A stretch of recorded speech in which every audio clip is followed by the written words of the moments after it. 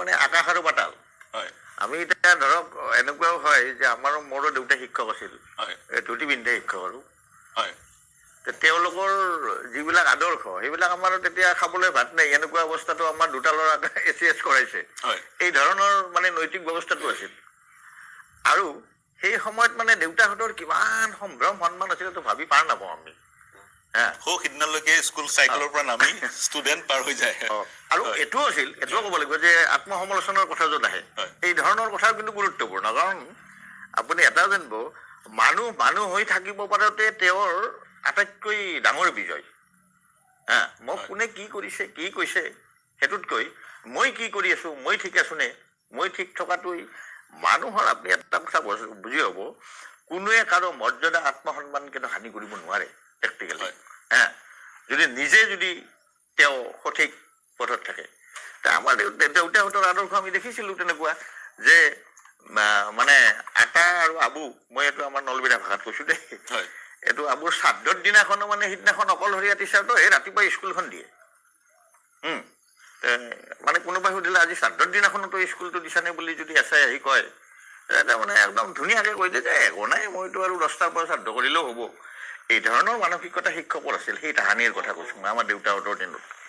আজিও যে এনেকুৱা একেবাৰে নাই এইটো কথা নহয়, একাংশ শিক্ষক একেবাৰে মৰি পৰে বিদ্যালয়খনৰ স্বাৰ্থত, ছাত্ৰ ছাত্ৰীৰ কাৰণে। কিন্তু সেই পৰিৱেশটো আমাৰ ব্যৱস্থাও দিব পাৰিব লাগিব। আজি কৈছে বাইদেউ কৈছে যে অনাশৈক্ষিক নহয়, ঠিক মই এইটো আমাৰ এই দিনপঞ্জী বহিৰ্ভূত যিবিলাক আমাৰ একোখন দিনপঞ্জী থাকে, সেই দিনপঞ্জীত আমাৰ লেখা থাকে যে অমুক অমুক অমুক অমুক কাম কৰিব লাগিব।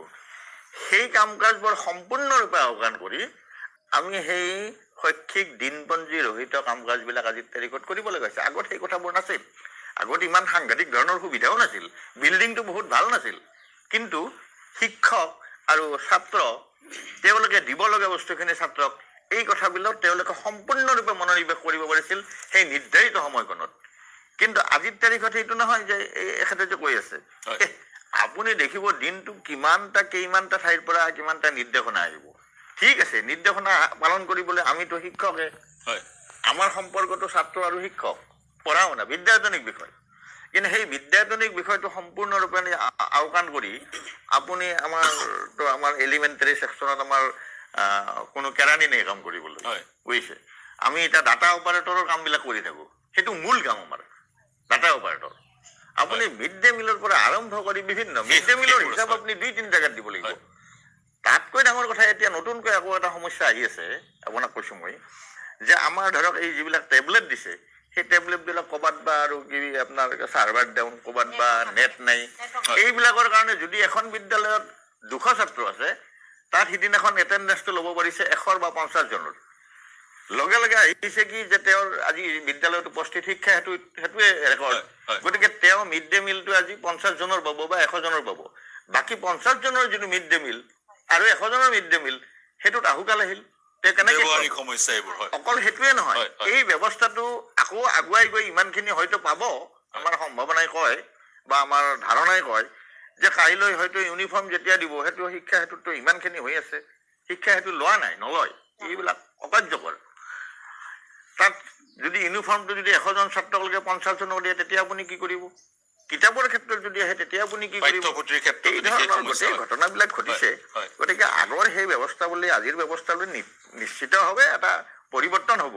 কিন্তু মুখ্য কথাটো হ'ল কি, বিদ্যালয়খনৰ বিদ্যায়তনিক ব্যৱস্থাৱলীত শিক্ষকজনক নিয়োজিত হৈ থাকিব পৰা ব্যৱস্থাৱলীটো ব্যৱস্থা কৰি দিব লাগে। তেতিয়াহে আমাৰ শৈক্ষিক ক্ষেত্ৰখনে উন্নয়ন কৰিব। শিক্ষা খণ্ডৰ সৈতে জড়িত বিষয়া প্ৰতিটো কথাটো মুখ্যমন্ত্ৰীয়ে সমাধান নকৰে। যিসকল শিক্ষা খণ্ডৰ সৈতে জড়িত বিষয়া তেওঁলোকে উপলব্ধি কৰিব লাগিব ব্যৱস্থাটো কি ধৰণৰ হয়। যি ধৰণে 1.5 লাখ নিযুক্তি দিয়া হ'ল গ্ৰুপ চি আৰু গ্ৰুপ ডিৰ, বিশেষকৈ গ্ৰুপ চিত যি ধৰণৰ শিক্ষকসকলে এইবিলাক কথা কৈ থকাৰ মূল কাৰণটো এইটো যে গোটেই বুনিয়াদী ব্যৱস্থাটো শিক্ষকসকল জড়িত। তাত খুটি নাটি গোটেই অসুবিধাখিনি শিক্ষকজনেহে বুজি পায়।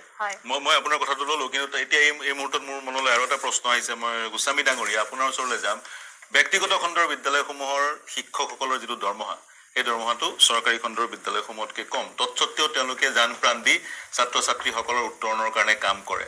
এইটো প্ৰশ্ন বিভিন্ন সময়ত বিভিন্নজন উত্থাপন কৰে, কিন্তু তেনেধৰণৰ এক জান প্ৰাণ দি ছাত্ৰজনৰ উত্তৰণৰ কাৰণে, শিক্ষাৰ্থী উত্তৰণৰ কাৰণে কাম কৰাৰ এক পৰিৱেশ দেখা পোৱা নাযায় চৰকাৰী মাধ্যমৰ শিক্ষকসকলৰ মাজত। এনেধৰণৰ এক উপলব্ধি বহুতৰ মাজত, কি কয়? চাওক এইটো প্ৰায় 2007 চন মানৰ পৰা চৰকাৰীভাৱে এইটো এটা নেৰেটিভ সৃষ্টি কৰা হৈছে।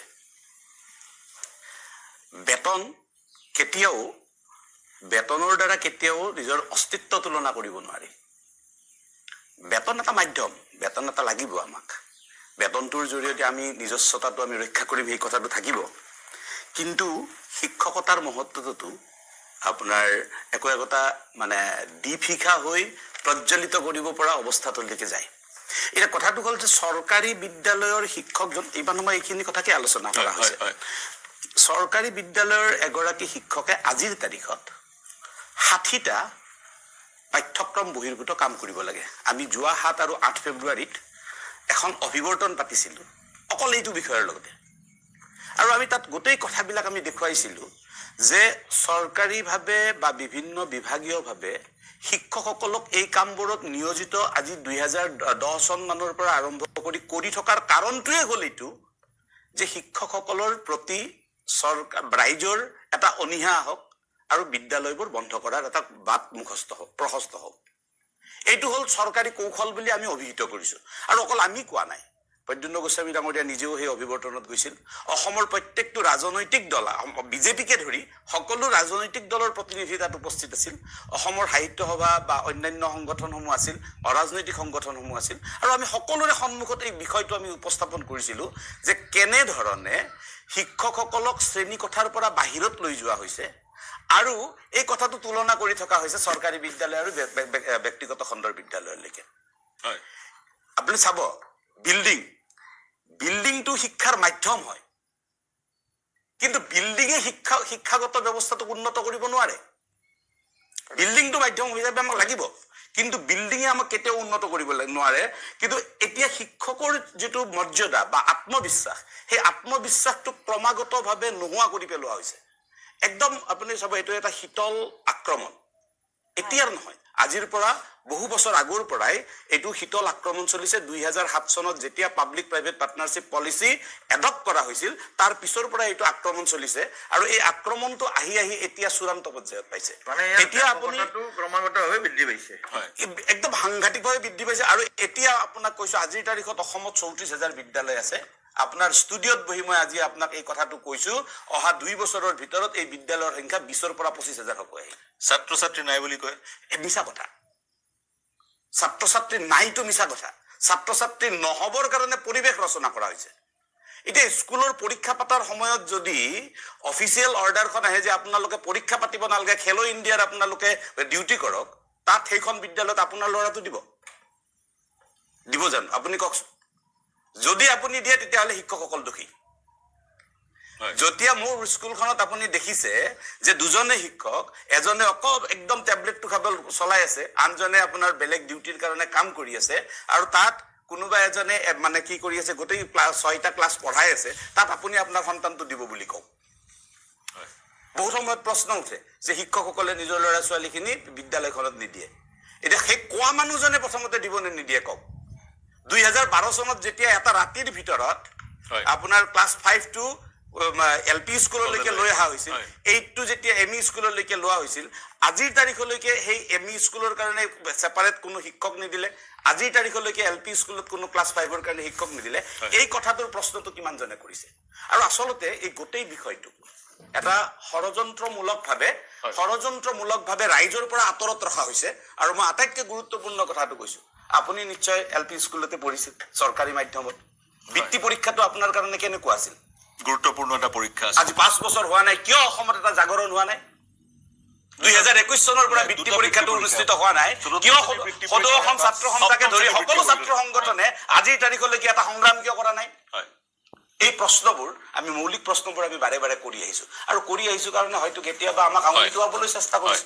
মই আপোনাৰ পইণ্টটো ললো, আৰু সেইকাৰণে বিদ্যালয়বিলাকত এই ব্যৱস্থাবিলাক নাই নহয়।